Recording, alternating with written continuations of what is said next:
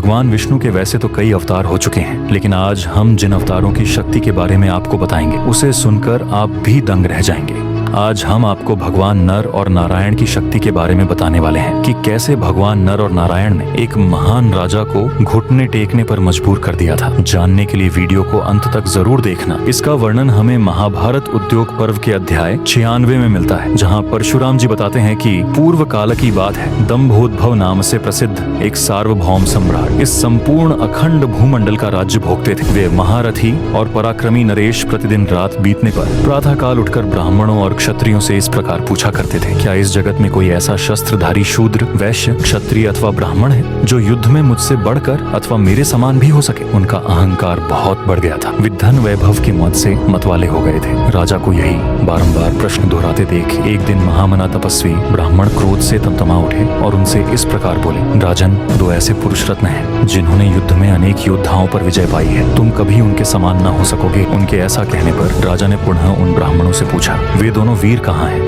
उनका जन्म किस स्थान में हुआ है? उनके कर्म कौन कौन से हैं और उनके नाम क्या हैं? वे दोनों महात्मा नर और नारायण गंधमादन पर्वत पर ऐसी घोर तपस्या कर रहे हैं जिसका वाणी द्वारा वर्णन नहीं हो सकता। राजा को यह सहन नहीं हुआ। उन्होंने 6 अंगों से युक्त विशाल सेना को सुसज्जित करके उस स्थान की यात्रा की जहाँ कभी पराजित न होने वाले वे दोनों महात्मा विद्यमान थे। राजा उनकी खोज करते हुए दुर्गम एवं भयंकर गंधमादन पर्वत पर गए और वन में स्थित उन तपस्वी महात्माओं के पास जा पहुंचे। वहां जाकर राजा ने देखा कि वे दोनों आर्ष भूख प्यास से दुर्बल हो गए थे।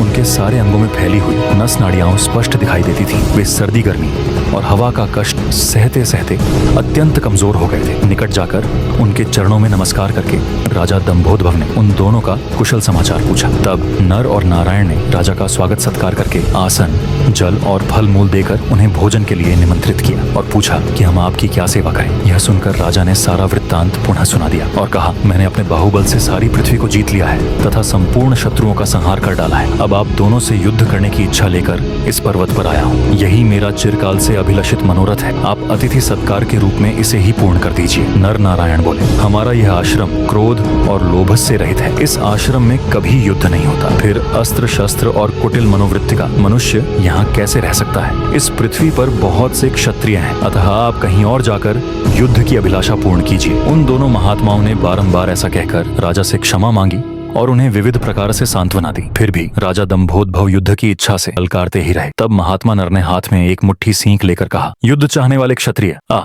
युद्ध कर। अपने सारे अस्त्र शस्त्र ले ले, सारी सेना को तैयार कर ले, कवच बांध ले। तेरे पास और भी जितने साधन हो उन सब से संपन्न हो जा। तू बड़े घमंड में आकर ब्राह्मण आदि सभी वर्ण के लोगों को ललकारता फिरता है, इसलिए मैं आज से तेरे युद्ध विषयक निश्चय को दूर किए देता हूँ। दंभोद्भव ने तपस्वी नर को मार डालने की इच्छा से सब ओर से उन पर बाणों की वर्षा आरंभ कर दी। उनके भयंकर बाण शत्रु के शरीर को छिन्न भिन्न कर देने वाले थे, परंतु मुनि ने उन बाणों का प्रहार करने वाले दंभोद्भव की कोई परवाह न करके सींकों से ही उनको बींध डाला। तब किसी से पराजित न होने वाले महर्षि नर ने उनके ऊपर भयंकर ऐशिकास्त्र का प्रयोग किया जिसका निवारण करना असंभव था। यह एक अद्भुत सी घटना हुई। नर मुनि ने माया द्वारा सींक के बाणों से ही दंभोद्भव के सैनिकों की आंखों, कानों और नासिकाओं को बींध डाला। राजा दंभोद्भव सींकों से भरे हुए समूचे आकाश को श्वेतवर्ण हुआ देखकर मुनि के चरणों में गिर पड़े और बोले, भगवान मेरा कल्याण हो। भगवान नर ने उनसे कहा, आज से तुम ब्राह्मण हितैषी और धर्मात्मा बनो। फिर कभी ऐसा साहस न करना। आज से फिर कभी घमंड में आकर अपने से बड़े या छोटे किन्हीं राजाओं पर किसी प्रकार भी आक्षेप न करना। इस बात के लिए मैंने तुम्हें सावधान कर दिया। राजा दंभोद्भव उन दोनों महात्माओं के चरणों में प्रणाम करके अपनी राजधानी में लौट आए और विशेष रूप से धर्म का आचरण करने लगे। इस प्रकार पूर्व काल में महात्मा नर ने वह महान कर्म किया था। उनसे भी बहुत गुणों के कारण भगवान नारायण श्रेष्ठ हैं।